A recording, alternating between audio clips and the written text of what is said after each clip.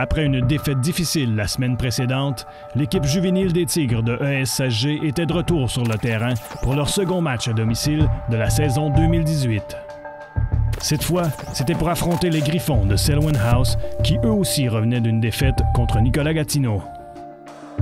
Les joueurs et entraîneurs des deux équipes étaient donc anxieux d'afficher une première victoire au calendrier.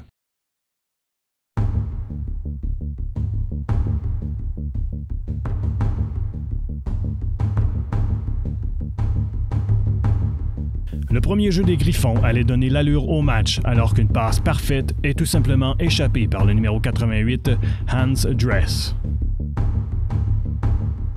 S'ensuit une bonne exécution de la défensive des Tigres et le ballon revient après un botté de dégagement. On commence par la passe du côté des Tigres, mais le ballon est rabattu et Jérôme Lamontagne n'arrive pas à le rattraper. Deux tentatives de course s'ensuivent et comme la semaine dernière, il n'en ressort aucun gain.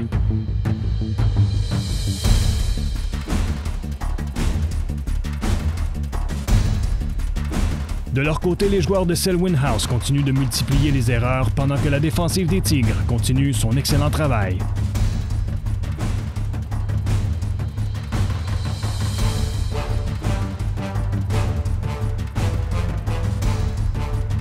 Mais rien ne change du côté de l'offensive des Tigres pour le reste du premier quart. Les passes sont ratées et les jeux au sol demeurent inefficaces.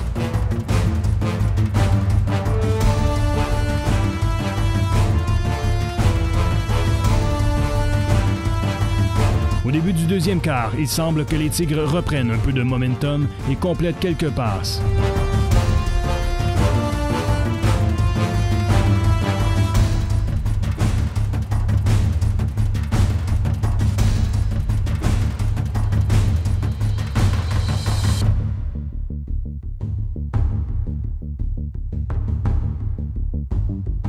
Mais une mauvaise remise puis une interception arrêtent brusquement l'équipe de ESHG.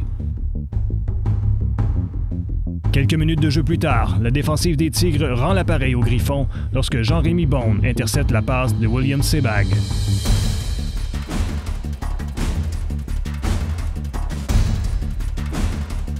Bone franchit la ligne des buts et donne le premier toucher aux Tigres.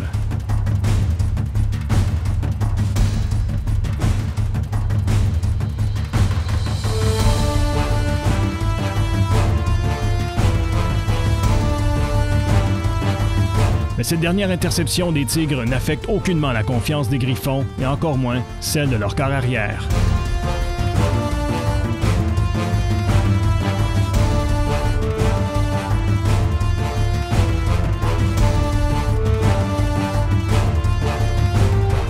Sebag complète 3 passes, dont une pour le premier toucher de son équipe.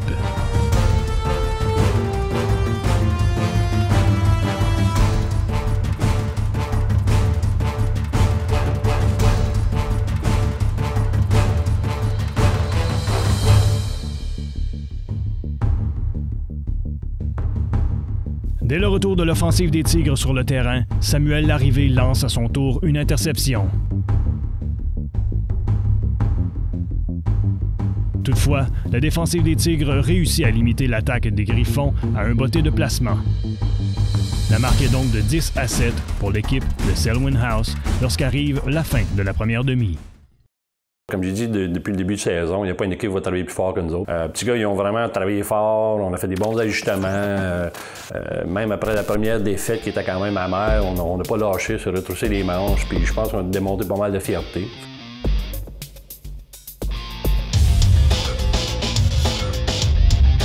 C'est l'offensive des Tigres qui reprend le ballon au retour de la pause. Quelques jeux positifs ainsi que des pénalités appelées contre les Griffons permettent aux Tigres de s'approcher de la zone des buts.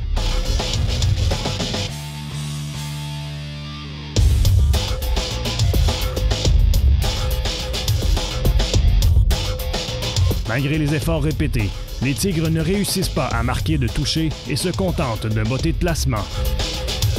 Cette série leur coûte aussi un joueur de moins à l'alignement, puisque Kevin Kaliza se blesse au dos après avoir attrapé une passe. La défensive des Tigres arrête une fois de plus les Griffons et ESHG revient à l'attaque.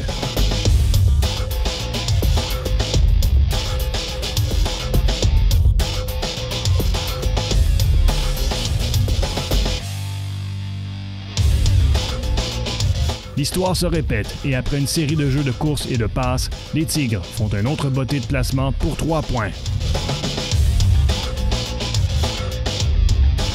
Le quatrième quart commence donc avec les Tigres en avance 13-10. Avec une légère avance, les Tigres tiennent le résultat de ce match entre leurs mains. Si la défensive réussit à arrêter leur adversaire et que l'offensive réussit à écouler suffisamment de temps au cadran, les Tigres peuvent sortir victorieux. Malgré une longue et excellente course, les joueurs guidés par Paul Roy des Tigres réussissent à stopper les Griffons en causant un revirement.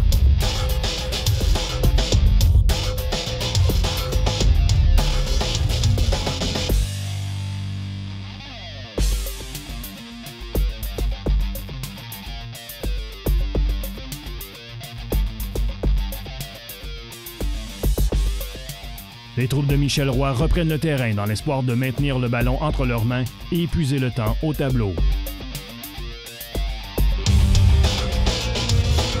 Et avec le peu de succès qu'ils ont eu par la course au cours de la partie, c'est chose plus facile dite que faite.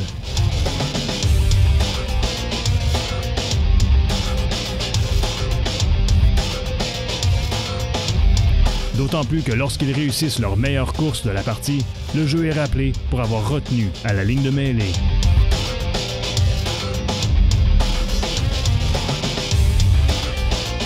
Les Tigres n'ont d'autre choix que de risquer le jeu de passe et ça vaut le coup lorsque l'arrivée rejoint Jordan Paquet le long des lignes.